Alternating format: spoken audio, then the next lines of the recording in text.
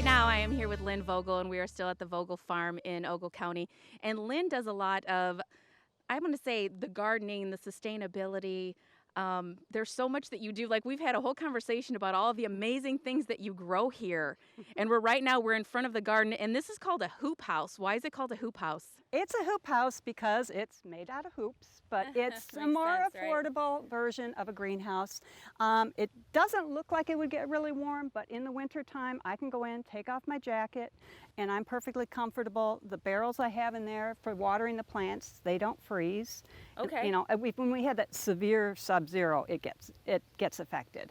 But I can grow hardy greens, and I have tomatoes and peppers I started in there to extend the growing season, and it's a real test for me to water them every day because it gets so hot. So, as the fair started, what was an important part for you to be a part of the fair?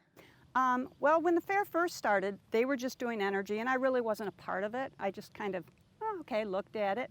And I think about 2 years into it, I said, you know, you guys really need to add sustainability to it. You need the whole lifestyle. So people don't just come away with energy, that they have other things they can apply and do in their life. And so Dad said, okay, you do it. And I'm like, who? You had to know that was coming, right? I did not know it was coming. I thought they would just take it and run with it. I was Yeah. just handing an idea out.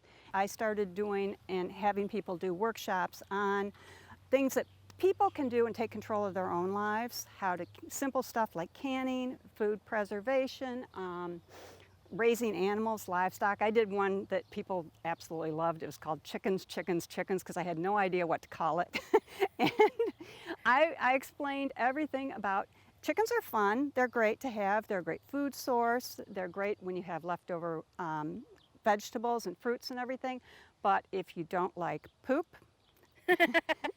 chickens are not for you. They do require care, and sadly, you're not going to have that beautiful flower garden if you let your chickens go in it, because chickens love to eat and scratch. And so I'm very realistic about what I'm talking about. So, Right. So if you're going to have chickens, this is what reality. you need to, not the pretty book pictures and everything else. This is how it's really going to be. So real quick, we're going to walk a little bit. So this is your garden here. I was talking to Bob. One of Bob's favorite things is the cabbage. What's yours? What's your favorite? If it's not the greens, I love the tomatoes, just so I can have fresh tomatoes in the winter time, because canned tomatoes that you do yourself taste so much better than the store-bought ones.